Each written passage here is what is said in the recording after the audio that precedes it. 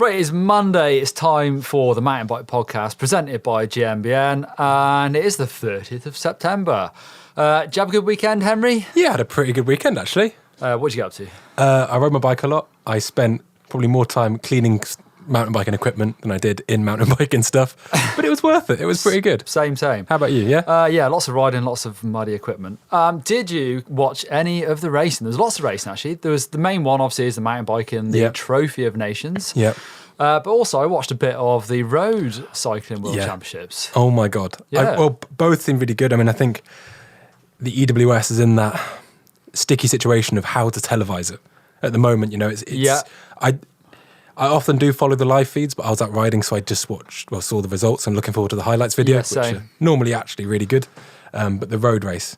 It's really well televised, obviously. It's a huge sport. I watched the very start, sort of the mid part probably of the women's race, and I forget her name. I am a very casual road cycling fan, but the Dutch lady set off on that hill with 105k to go, and I was like, then I went for a ride, and I caught up at the end. She rode away the whole race. Incredible. In crazy weather as well. Because I think she's got World Time Trial Championships in the past. And that was the lady that was winning the Olympics and then had a massive crash into that ditch and walloped her head. Yeah. Oof. So, yeah, it was cool. Nasty. It was great. Obviously, that was in Harrogate in the UK, so it was pretty big news over here in the UK at the weekend. Yeah, it was cool for me as well watching the juniors, because the guy I did a lot of training with in Queenstown was at his first junior World Champs. The guy who won got DQ'd. He did get DQ'd. For getting towed. I couldn't, but everyone was getting towed. It was all up in arms. Everyone, apparently, you would go on Twitter, which I do go for my news, and there was the fans were saying, oh, this is terrible. Oh, no, I've seen the video. He should definitely have been disqualified now. I totally agree. And then there was the ex-racers and pros saying, hang on, we all do that. Yes, everyone's all the doing time. that. You go for a toilet break. Like, I'm not some roadie pro. I've had very limited experience. You go for a toilet break, you work up through the bunch, and you play it sensible. Like, if you're getting dropped off the back, for instance, if you're getting dropped off the back of the peloton, there's no point killing yourself 15 metres back. The amount of people you see at the back that yo-yo accidentally go back to the team car and then can work their way up the... Yeah. You know, it happens all the time. And it is such a... With all this thing that's going on, you know, I think a year or two ago there was Roglic who was basically being paced by the motorbikes. Yeah, right. And that, you know, GCN did a really cool video about how much effect that has. And it's something that everyone benefits from. And I'm not saying the rules shouldn't be enforced, but come on. It's, you know, UCI and rules, there's always going to be a lot of argument. You could say people could potentially fake a crash to get then a tow back to the peloton. But okay, how often do you think they need to be working on seat clamps? How often do you think they fail? But the reason mechanics are always working on seat clamps is because that's the most secure place to hold the bike. Well, I need to change a saddle. Like, come on, they're not changing anything. The seat clamp loose. Yeah. That's happened. Do you remember Steve Peate's saddle fell off at that World Champs at Fort William? Was it a World Cup final? Yeah, and he carried on. The saddle just fell off. Like, what? I can't remember who his mechanic was. And if I saw a concierge leaning outside of a car, I would be saying the same thing. How could it happen? You know? But it seemed, I don't know. It just seems, obviously rules need to be enforced. And I'm somebody that usually actually, without sounding too much like an agent of the powers that be, I'm usually actually quite a stickler to rules. You know, I'm usually like, actually, well, we all read them. But I think what annoys me is everybody's flouting them. So disqualify everyone. You know, it's like Lance Armstrong when he was doping. Yeah. No, those ones didn't happen. Or was it the World Championships Athletics at the weekend as well? The guy, this is going to go, I'm very vague on this. Didn't the guy who missed three drug tests? But he was also, the guy who came second has been done for doping in the past. Yeah. So it's like, To be fair, I'm like that with dentist appointments. So, you know. Bloody hell! But it was a weekend on the cycling side for Rainbow Stripes. Unfortunately, Matthew Vanderpool didn't win the road race. I was looking because he's a mountain biker. I was hoping for that. But it's the first time I've ever seen him, like, sort of get into the right position. I mean, I don't watch cyclocross or anything like that, so I'm sure there's been many times. But we're so used to seeing him on cross-country World Cups, just get into the right position, and then it's just like, sorry, whoever else is there. Yeah. He's going to do it. Apparently, he said this is the first time it's ever happened where he just literally, like, bonks, just ran out. He got to the one point, he was like, I can't pedal anymore. Done. Don't know what's happened, but it's gone wrong. Yeah, it looked gnarly. Absolutely gnarly.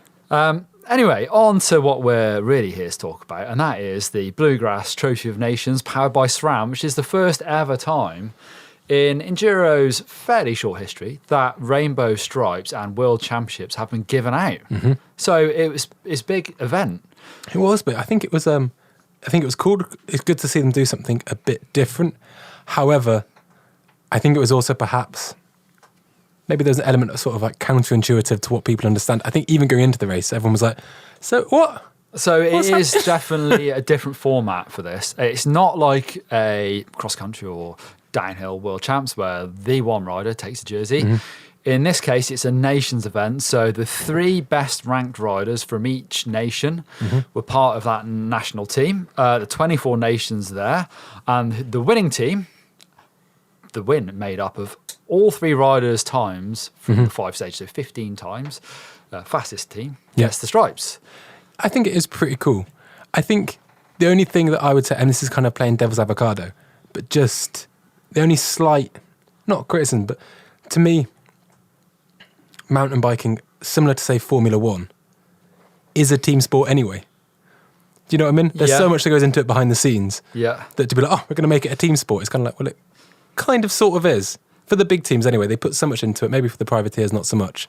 Coming into this, I mean, I've ridden motocross a lot in the past, big enduro and motocross fan, and trials as well, actually. And they have trophy designations, motocross designations. Yes. And it's the same kind of thing, slightly different, but in the motocross world, it's got lots of history. It is really well renowned. It's by no means a world championship, but it is the one thing that all the nations want to win. It gets super, national pride is on stake here. But it's different. They've got 3 races, 3 riders, different size bikes for the most part. And all riders pretty much race each other. And you drop the worst, as far as I remember, you drop the worst result, the worst rider result from each race. So if somebody still wins, your Ricky Carmichael, going back a few years here, can win 2 races, but he isn't the champion. America are the champion if their other 2 riders play the part as well. In this case, Enduro does a Trophy of Nations for Enduro. The 3 riders, all their times are added up. But it was a bit weird how they did it for me, where they dropped in behind each other. I'm not totally clear on this. I don't know if they could give a big gap or not. They were saying that they could sort of choose, to go straight in or 20 seconds. But could they leave it 5 minutes? I don't know how exactly it was. I think my understanding of it was they had a minute allotted as a start time. Okay, right. And then each rider could have their own start time within that. Yep. So you could send your slowest rider off first and hope the fastest person wouldn't catch. But I think a lot of people were doing it the other way around, where they were hoping the faster of the 3 riders, although probably quite marginally at that level, would tow the other ones along. Well, we definitely saw a different. You've got to feel for people like Martin Mays. Belgium's, got some good riders, but Martin is head and shoulders above the rest of them. Whereas you look at USA, who's got Cody Kelly, Sean Neer, Richie Rude. Obviously, Richie Rude super fast. Australia, Josh Carlson, Conor Fearon, and Sam Hill. That's what I thought they were going to get it. You think you chuck Sam Hill at the front? I'll try and follow you, Sam. Although to me, you think. I don't know if they did do that every stage, but Sam Hill would be an incredibly hard rider to follow, even if you are Josh Carlson, who's a great rider, but 2 very different styles of riding. Yeah, but I think, you look at the team of those 3, and it's not to, obviously Rude, probably going to go down as one of the greatest ever, especially a pioneering enduro rider. Near's been top 10. I think Kelly's probably top 10, top 20 in the past. He has had top 10s, yeah. Yeah, but then you look at the Australian team and had Carlson, who arguably should have won an EWS a couple of years back in Canada. Yeah, he podiumed there the next year. He beat me in a video not so long ago. I mean, I'm surprised they didn't win, quite frankly. Can he get that on his jersey? Is he going to get like a Neil Donahue strike? Yes, right. Then you got Conor Fearon, who obviously, yet again, should. Yeah. Had it not been for the cool twist of fate of Aaron Gwynn snapping his chain and somehow pulling it out of the bag. More flat pedal thunder as well, actually, Fearon. And, he's been winning cross country. Sorry, I think he won like the Victoria Enduro at the start of this year on a hardtail. Oh, yeah. He also came 2nd or 3rd at one of the Enduro World Series. He did. Yes, he did. Yeah, he showed up and did really well. And then Sam Hill, and nothing needs to be said about what he can do. And I thought, that's got all the bases covered. However, look at the French team. You have got 2, 3, and 4 in the overall. Yeah. Nikolai, Tordo, and I've forgotten because Kevin Miguel, who Miguel, actually did not race because he broke his hand. But their fill-in for the race was Adrian Day. He was 5th overall. Yeah. Not bad. Adrian Day, he really flies under the radar, eh?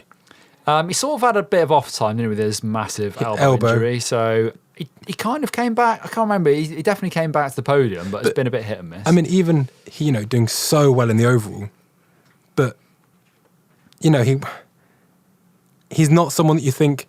I don't know. Maybe it's because I don't know why it is. But even when he was on that rise, he did kind of have that. He still wasn't getting that much coverage. Yeah, and he is such a fantastic rider. I remember watching him in Madeira and stuff like that, and he was just amazing. And he seems to be a real product of that French style. Yeah, young French rider. His personality is just quiet and fairly quiet. Yeah, Nicolas Villot helps him out with obviously rides for Lapierre. I'm sure Nico helps out with his riding and training as well. But he's also, I'm pretty sure, because when he just came out of the juniors and was absolutely smashing it, and he had that amazing year with Sam Hill. Was it 2 years ago? Yeah, where they're both doing it. But he's actually older than Martin Mace. Yeah. Because Martin Mace never did the junior thing. Martin's been around for a while, Yeah, he's been around for he's done his paper round, eh? Yeah. So 24 nations, even a team from Korea. On the women's side, the French team, it's a bit of a tale of two countries, really. France versus UK. It's Pugin, Morgan Shaw, and Coudurier. Obviously, he's won everything this year. Yeah. Then Katie Winton, Bex Brona, and Nicole Cook. Not Nicole Cook, what's her name? I say she's really branched out. Becky Cook, who is a trials rider, and I'm pretty sure she's done trials designations for the British team, so she knows how those sort of things kind of work. It took place in Finale Ligure, a great place for it. It's sort of the spiritual home of Enduro. Yeah. Did you see the opening ceremony going down in town? I did. I love the way they designated a bar. Yes. And they said, it's like the Olympics. Like, you don't see Usain Bolt knocking back tequila at 3 a.m. So each nation had their own bar in town. What a good idea that is. I thought that was so cool. Yeah, and also, like, I think it was cool to see how accessible mountain biking is. Yeah. And then more play on that, be like, right, they're going to be at this bar. Do you know what I mean? Say, just go down, have a good time. Judging by Instagram, you could definitely find the Kiwi team at their bar. Yeah, but they had, Ed Bullhouse Media on the case, didn't they? Yes. Ed Masters injured, can't ride, but definitely helping that team out. Yeah. Their under-21 team did well, actually, yeah. So, I think the difficult thing about this is obviously you got 3 bikes, 3 riders, and 5 tough stages. Although they did say they made the stages slightly less tech, or picked slightly less tech stages for that case, because it's going to be tough to get all those people through. Yeah. In fact, we saw it with the French team. Unfortunately, who was it? Tordo, or was it Nikolai, I believe, actually punctured on the first stage. Yeah. And that's it, done. But I remember I watched an interview, it was actually part of the EWS coverage with the Canadian Werner, and he was saying how everything is so well built there. There's some places where you almost don't trust the building. Yeah. And you'll be riding something that's really mellow and be like, oh, I'm just going to... And then you come around a corner and it just switches. I suppose. He said that the building was good enough there that you could hit everything flat out and you knew that it was going to be kind of in the right tone of the trail. Although all the riders know the men's DH very well because they've all raced it for years. But that is one sort of tale of two stories. It's super mellow at the top. And then I think they fixed up the bottom this year by the looks of it and by the comments the riders are making. But it's rough and gnarly at the bottom. Is it somewhere you enjoy riding? Not that one, no. The rest, everything else in Finale is brilliant. And I've ridden probably a tenth of the stuff there. Yeah. Men's DH is pretty horrible at the bottom. Nice at the top. But the crowd is crazy. So I raced it last year and much lower down the pecking order. So the crowd builds for the last riders, but it's brilliant feeling to bomb down the end of that. Because something, I think what's really cool for this is as a spectator, I think it's a really cool event. Yeah. We also saw, fair play to the people of Harrogate in Yorkshire lining the course, a couple of people deep pretty much the whole way. As an athlete, when you were competing at that kind of top level, was it helpful having somebody in a gimp suit screaming in your face? I used to love it. Yeah, I mean, I'm not surprised that you did. My experience of that is racing World Cup downhill, and I remember going to Japan in 2000, and it was I think I went there 2 or 3 times in a row. Only went there once. But it was like the only chance for Japanese people to see professional mountain bike racing, and it was massive. There was like, I remember it being 5 people deep the whole way down and 20 people deep at the bottom, and it was incredible, and it's absolutely amazing. Love it. I raced the world champs at Ligure, a 6th rider, to go, 5 riders after me. So everyone's at the bottom of the course, which is a weird thing, because normally at World Cup you'll have quite a lot of people coming all the way down, but it's when you're later on in the pecking group, everyone sort of goes to the bottom, so there's just nothing, and then thousands of people at the bottom, and it's bonkers. And would it help you kind of, turn your brain off with the crowds? Do you know what I mean? Like, just to be like, imagine it gets the adrenaline pumping. Definitely hypes you up. I think you probably ride harder than you would without them. Yeah. It's definitely a cool experience. I think it's pretty cool. I don't know if I'd cope so well with it. I'm quite a leave me alone and let me do my business. I remember one time I was coming back from the road I used to live on top of was about 20%. And so it's like out of road gearing, it's horrible. And it's probably that was pinched at 20%, but it was about 3K long, and it was quite a long climb. And regularly, and I'm not proud of this, but it's pretty funny. I'd come back from when I was trying to train a lot, do say a 250K road ride, including intervals, and then finish with the bunch ride. And then you're coming home and there's somebody that's not, maybe they're a cyclist, but they're probably not that passionate they're riding. And you're absolutely broken. They're like, come on, you can do it, dig in. And you're just flipping the bird. Leave me alone. I'm absolutely broken. Stop shouting in my face. And I just saw that in, imagine being in that last group, you're absolutely dead. And then you've got someone dig a little deeper. It's I'm bloody trying. I just don't know how well I'd cope with that. I see it in the Tour de France and it makes me quite anxious. I raced Fort William World Champs. When was that? 2007? Back in the skin suit days. And I'd already crashed once. So I've crashed every World Champs I've ever raced. Because I always ride far too hard. And anyway, I really embarrassingly got a massive buck on the jump, the Tito. No, what was it, the old Visit Scotland Arch jump? Yes, I know exactly what you mean. And I got a massive buck, where Martin May's crashed. And I buzzed my peak on my front wheel in a skin suit, rode it out. When you say your peak, you refer it? My helmet. Oh, okay, yes, right. And everyone at the end was like, oh, I can't believe that, was crazy. And I was like, I couldn't give a I'd already crashed. My heart rate was the highest it's ever been. I was like, I just wanted it to be over. Couldn't care less if it was at the finish line or a massive crash. I just wanted it to be over. So my emotions oh, you almost crashed. Yeah, I don't care. I just wanted it to stop. One way or the other. It was quite embarrassing though, I suppose. Oh, it is what it is. It is what it is. Anyway, so a lot of tough stages to get through, a lot of potential mechanicals at the race, and we saw it actually, luckily for Adrian Deus, at the end of the very last stage. He did a massive huck and his carbon wheel totally exploded. Has that happened with carbon wheels before? It has, yes. Can't name names, but yes, it does. And you've got to get back to town from there as well. So, Jack, you saying you saw a picture of him sat on one of the guys' bars. On Nikolai's bars. It's a long way back to town from there. Well, but thank God for wide bars, eh? Yeah. Who's carrying the bike? But what I did think was when the French guy, Nikolai, punctured, it's a good way to get a bit of help fixing puncture, isn't it? When you're on a team. There's 2 other guys that are really going to try and help you fix that puncture. Well, I remember hearing it was actually when I was working, I just worked in Rotorua for chain reaction nuke proof, and there was that thing where Martin Mace, I think, helping Sam with the puncture the season before, and we got talking about it, and JC, who's Sam Hill's mechanic, was saying that Martin so desperately wants to win, but he wants to win in the fairest way possible. Yeah, I can imagine that. And he was just like, I don't want to beat Sam Hill like this. Yeah, I'm going to help him. And I think that's super cool. Which super is humble and ironic amazing. When you think of this year's happenings with Martin getting done, which I think almost everyone thinks is unfair, but nevertheless he lost 2 races because of it. But what I don't understand about that is, what frustrates me with him losing those 2 races, and without going into the nuanced world of anti-doping legislation, who won those EWSs? It doesn't, we didn't, nothing. Keegan, right? But he didn't, did though. he? He didn't. It was just and in second place, the first person down the hill. And that's really, I think that is sad, because I think if it's a legitimate penalty, then there should still be a winner. Yeah. But it's almost kind of watering down and not with it following through with the strength of their convictions to be like, nobody won. because we feel a bit guilty. Do you know what I mean? Yeah. And that would change the overall for those riders. That I mean, perhaps, of course, it's happened with Lance Armstrong, etc. I think that's the thing. I think it's very different. Yeah. And for all the other ones, you do still get a winner. And whether it's, you're forgetful with the dentist appointments and doping infringement, tests, or you're, straight lining into your eyeballs, I think it's really sad that the next most honest rider didn't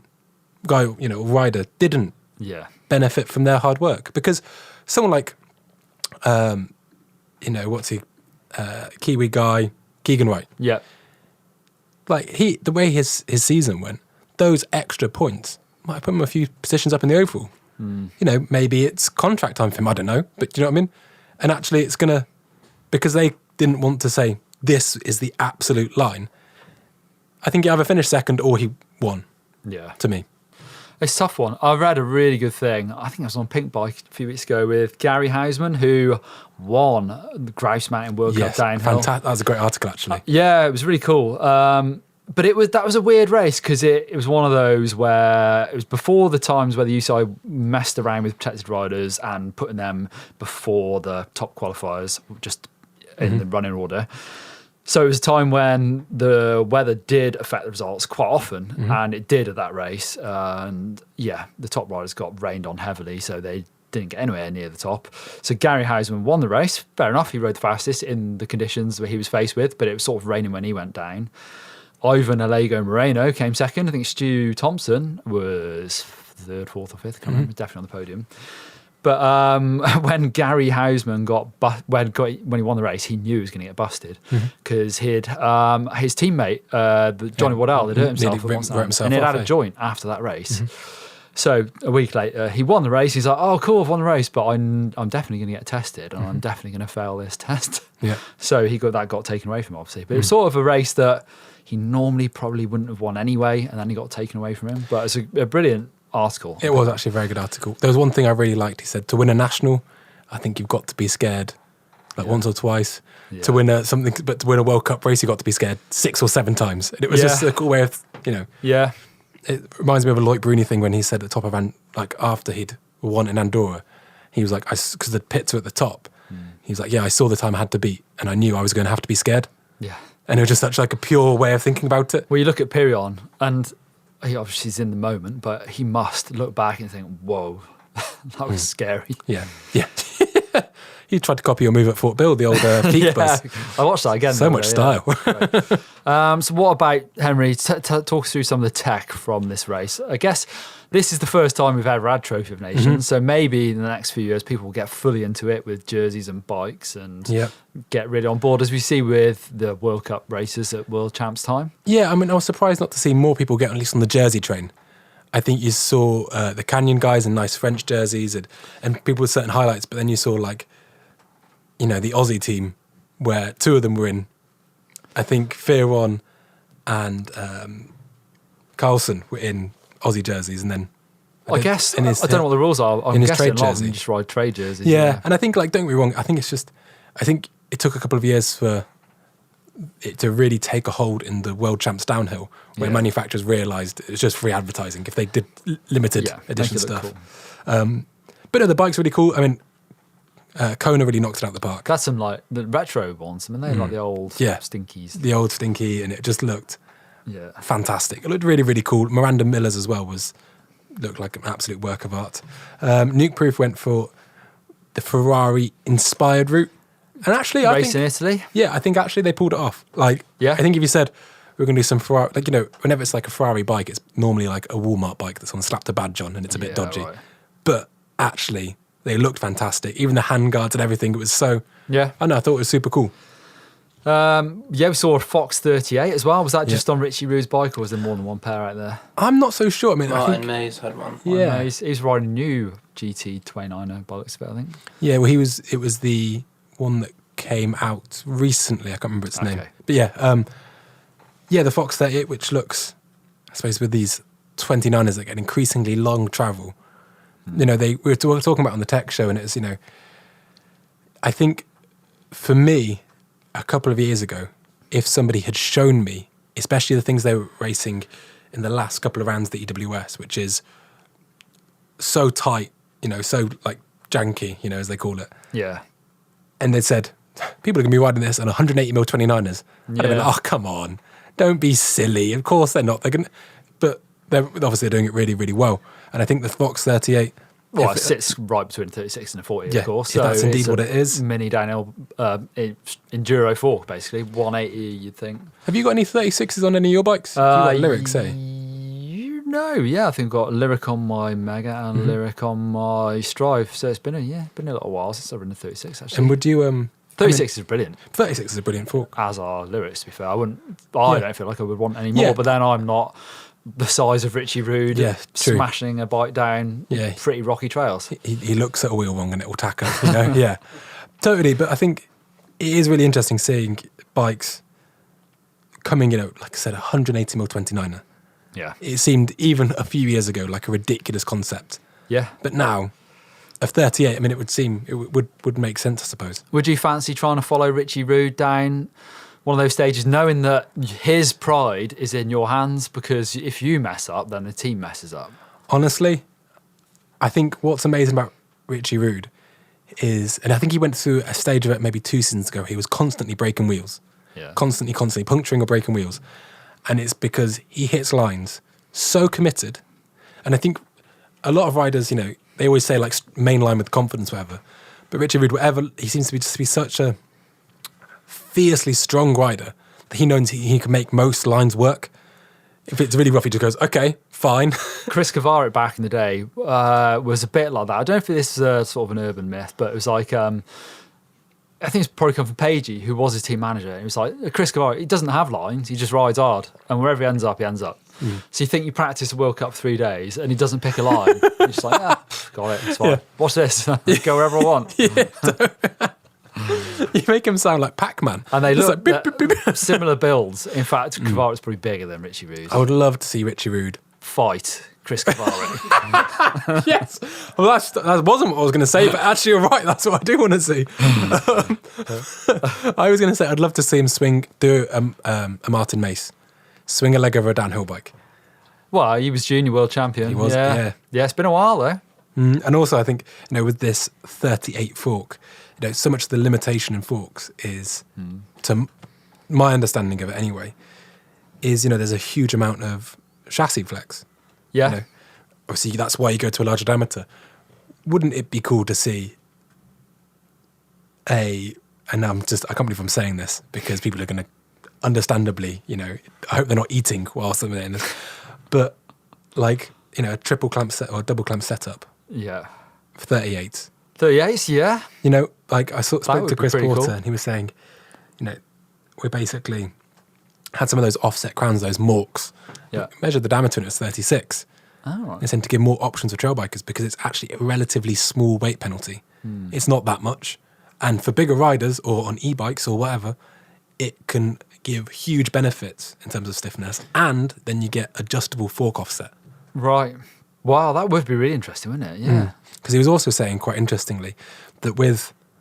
So you could, stop there. So I just got that. So you could run an enduro bike and swap crowns between races rather than the mork, changing the whole the fork. mork, you can change the offset. It's got like 2 flip chips. Yeah. So you basically have like 4 different offset options from just one crown. Wow, that would be really cool. Super cool. And I think it's such a cool way for, it's sometimes I feel almost a bit kind of out of touch when I'm on the tech show or something. And I'm like, oh, well, we'll just change the offset. And that's a huge expense. Right. I feel a bit silly even saying it because it's such a huge, it's either Pandora's box to go down and perhaps you might even find anything you like. But what would be cool is if you had something like that, it's a relatively inexpensive way to try lots of different tech. I remember the Athens, what bike that would have been the GT, I think they were helping develop, trying all sorts Beautiful of different... bike, that one. Beautiful. They're trying to get the length of the frame right and work out the offset. And I seem to remember there being, so many different combinations. And in the end, they went back to what they had, I think, or something crazy where just so many different things you can play around with. And even with chassis, you can talk about getting stiffer fork, but it all works together. If you then stick a really stiff carbon rim, stiffer isn't always better. You want to find the flex in a certain spot. So if you're changing a fork, it quite often means you might actually want to change something else on the bike as well. I think the issue with the forks, though, is that when you get kind of like, sort of the wheel flexing underneath you, Yeah. parallel to the bike, that's one thing. But the issue is when you have it in cornering, it's basically the way the parallelogram twists. Yeah. It's basically, I've been told, this isn't my own thing, but the issue is that you're basically going from it twisting one way, which goes onto the spring, then it twists the other way and it goes onto the compression circuit. Damper, yeah. And it's actually never using both simultaneously. Right, okay. So And as that's happening, your wheel is Yeah. doing a bit of this as well. yeah, totally. So it's actually about providing something consistent, and you need something for that consistency. You need a stiffer chassis. But the other issue is, on Fox's performance thing, you can get your bushes reamed out, just because that's probably the biggest thing. To just less friction inside the fork. Yeah. Yeah, bring maybe Cannondale onto something. What with a lefty? Lefty needle bearings. Who knows? I Yeah. mean, that fork that Doddie's got on, what's it called? The Truth? What's it called? Trust. Trust. That's it. I knew something like that. Yeah. That's a crazy looking fork, which is completely different. They seem to have gone down the sort of more American, you name your kid Hope as it's a virtue like they'd like to have, or Grace. It's like that.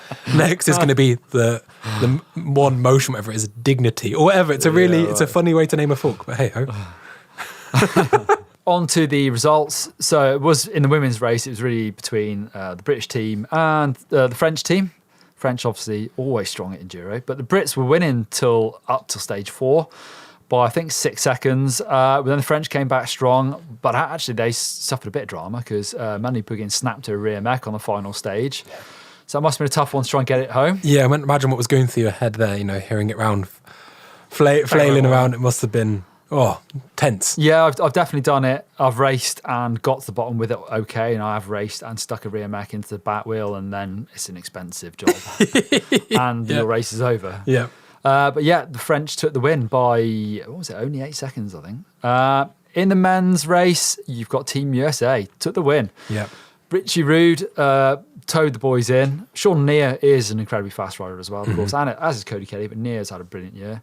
And they won 3 of the stages. Team Sweden came second, didn't win any stages, but they were pretty consistent. They had a 2nd and a 5th, and a 4th.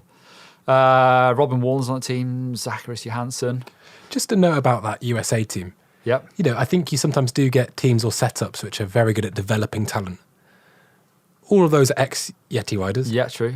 Jared Graves, Yeti rider. Yeti have been great over the years for doing it. But Neer, seems to have really been, I don't know if it'd be fair to say, probably not to, obviously he's an incredible talent, but seems to be really nurtured in terms of his results. It kind of appears that way. Definitely. And, just having a good setup. Obviously the bikes are great, they run really well. But I just think that's such a nice thing to see everyone got to Cody Kelly come back together as well. Yeah. He's had an up and down season. I did look, I've forgotten already, but I know he's had a 7th at North Star, but the rest are a 24, 33, 52. So not brilliant, especially by his standards. But yeah, he seems like one time he was in Queenstown, he's in the shop I was working in, and he dropped a helmet, and no one even saw him drop the helmet, but he was just like, and it cracked it. Whoa. And he just was like, well, I have to buy it. And we were like, we'll see what we can do. He's like, no, I insist. Like, don't worry about it. No way. Like, super nice guy. Yeah, that's cool. Team Canada 3rd with the teammates of Melamed and Remy Govan with Werner. Good ride for them. And then actually they see New Zealand, Belgium. Obviously Martin Mays is the strong rider for them. The Aussies came 6th. They won stage 2. I'm not quite sure. I think apparently Samuel suffered a bit on the pedalling, so whether or not he's in off-season mode already, I would probably expect if he just won. Just pizza and beers. I'm sure I saw a picture of him with a beer on that. He did, yeah. Actually, 2 of them, Carlson and Samuel, had beers, or stubby somethings at least. The French down 11th, with puncture on stage 1. That was the 21st. The rest of it, they had a 2nd, a 4th, 6th, and a 2nd. So, that cost them dear, that one race. It's been a torrid couple of weeks for Nikolai.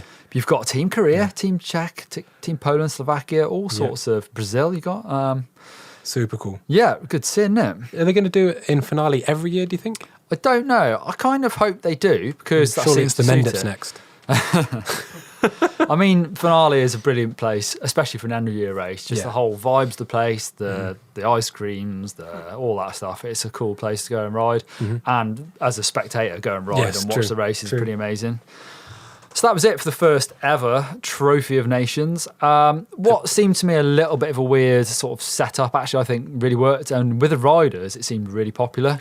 Yeah, perhaps the thing I didn't really completely get my head around, not the industry race, because it almost seemed to, I thought it would be like you had to sign up your team months in advance, but you saw reserve riders dropping in and out. I suppose it gave them something to do anyway. Yeah, true. But they're kind of, the expendables of the mountain bike world. Well, we look at the Barrel and names. Clements. What? And they would have placed... Lycra-clad. I don't know what they would have placed in the actual overall, but it was ninth. They would have beaten the actual French That's team. amazing. Yeah, interesting.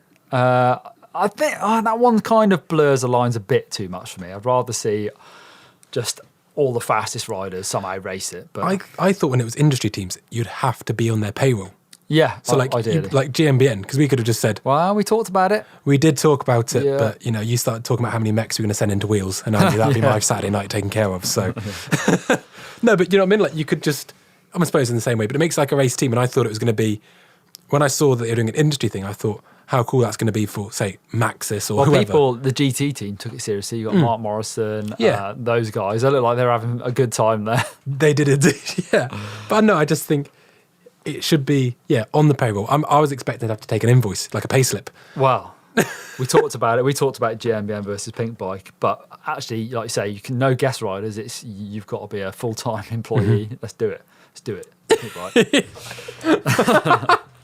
Next year. Yeah. And what does it mean next year? Will we see these three racers, Cody Kelly, Sean Neer, and Richie Rude, in rainbow jerseys next year? I think they all got Racing. given them, didn't they? But will they all race in a trade rainbow stripes? I'm not sure. But It would be cool to see. see. Can't wait to see what happens next year with it all. But that's it. That is pretty much the end of the year for racing mountain bikes, I think, isn't it? Absolutely stellar season. Yeah. Oh my goodness. The podcast will go on to different things. We'll hopefully catch up with some pro riders, interesting industry people, all sorts of different people in the next coming weeks and months. So I hope you've enjoyed it. Catch it as you can every week on Spotify, iTunes, Deezer, and Audio Boom. Right, catch you there.